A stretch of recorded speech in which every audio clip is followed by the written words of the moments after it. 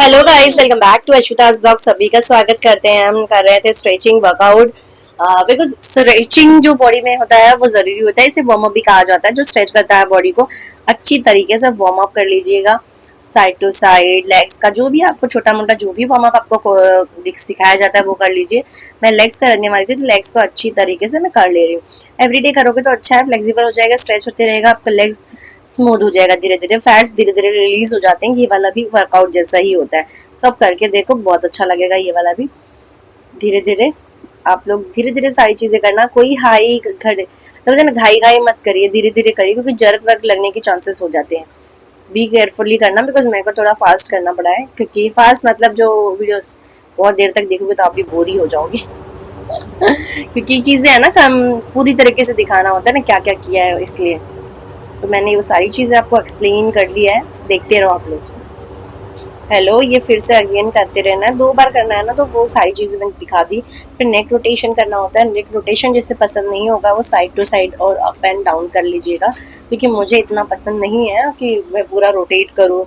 इसके बाद मैंने स्प्लिट स्क्वाट बोलते हैं इसे, तो ये भी कर सकते हो। ये लेग स्ट्रेच कर देता है प्रॉपर। ये 3 सेट करना होता है 15-15 का, तो दोनों लेग्स का करना है, राइट एंड लेफ्ट दोनों पैर को अच्छी तरीके से करना है। अच्छे से देखकर मिरर में देख के करोगे प्रॉपर वर्कआउट होगा। देन अगेन मैं ये ले रही हूँ, वेटेड स्क्वाट लगाना है। आप जैसा आपको बरोबर लगे वैसे आगे पीछे जाके, जो नीज होता है ना वो अपने शूज का जो स्टार्ट का एरिया है उधर तक रहना चाहिए, उससे बाहर नहीं जाना चाहिए। ऐसा होना चाहिए स्क्वाट।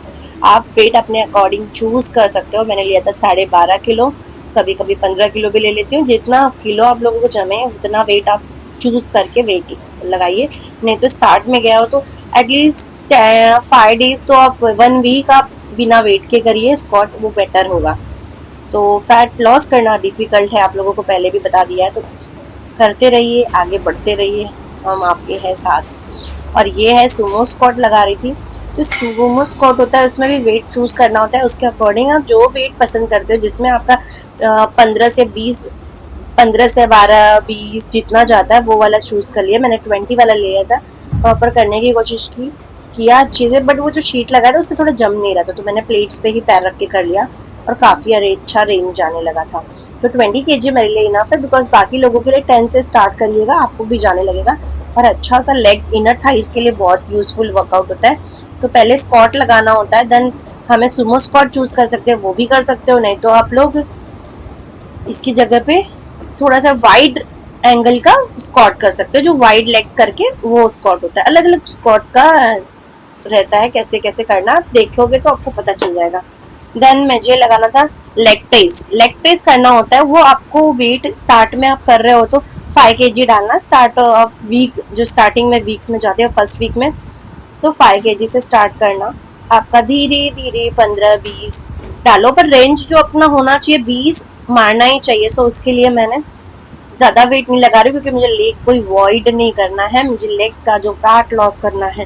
तो रिपीटेशन पे ध्यान देना है पूरी तरीके से, ना कि मुझे वेट ज़्यादा मारने में करना है, क्योंकि मैं वेट तो 80-90 किलो मार ही लेती हूँ, 100 किलो भी।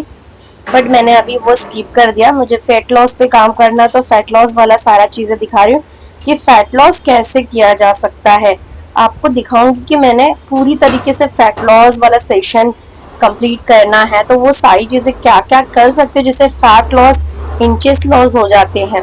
मसल रहना चाहिए, तो मसल लॉस नहीं करना है हमें, मसल के साथ साथ हेल्दी फूड खाते हुए हमें करना है वेट लॉस। सो वो डिफिकल्ट होता है ना, तो डायरेक्ट हम लोग सारी चीज़ें बंद करते हैं और फैट लॉस इजीली हो जाएगा। नहीं, हमें साथ में मसल को रखना ही है। पहले जो मैं किया था तो उसमें मसल के इतना सोचा नहीं था मैंने, ज़्यादा फैट लॉस के पीछे लगे थे, क्योंकि वेट ज़्यादा ही बढ़ा था तभी, मतलब ज़्यादा लग रहा था। मम्मी बनने के बाद की बात अलग हो जाती है।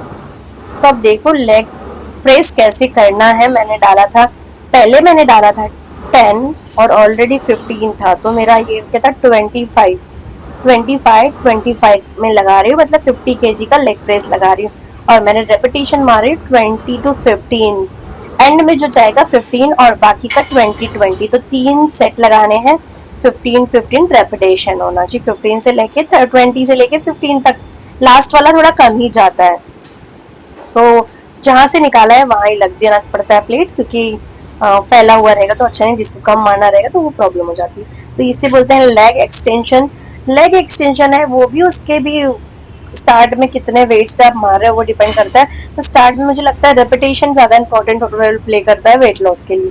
तो 20 का मैंने सेट लगा रही, 20 का रेपिटेशन कर रही हूँ, 3 सेट होने चाहिए। जो भी कर रही हो वर्कआउट 3 सेट आपको स्टार्ट में हो तो 2 सेट करते रहो। और उसमें वेट आई थिंक 4th पे डाला था, 4th पे आई थिंक 40 की समथिंग होगा, कुछ अलग ही रहता है ना, किलो के वजह से नहीं रहता है। तो वो वाला मैंने कर लिया। देन ये है लेग कर्ल बोलते हैं इसे, लेग कर्ल।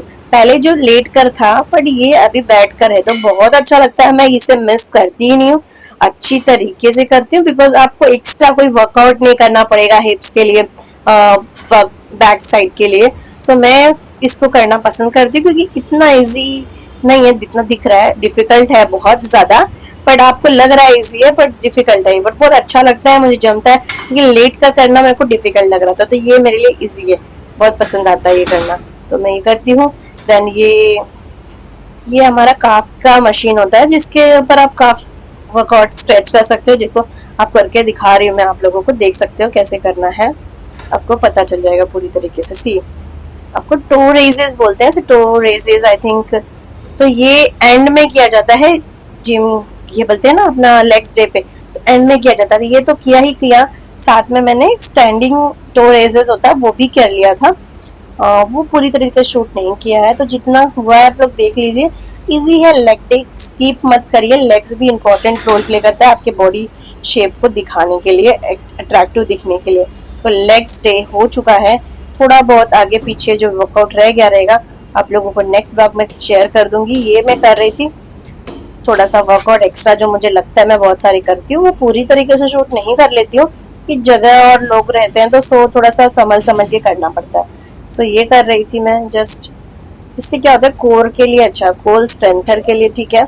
आप बोलोगे पेट है आपका, अरे पेट है तो ठीक है, धीरे धीरे सारी चीजें करेंगे तो जाएगा ना। पहले से बोलते पेट है नहीं जाएगा तो बात अलग हो जाती है ना।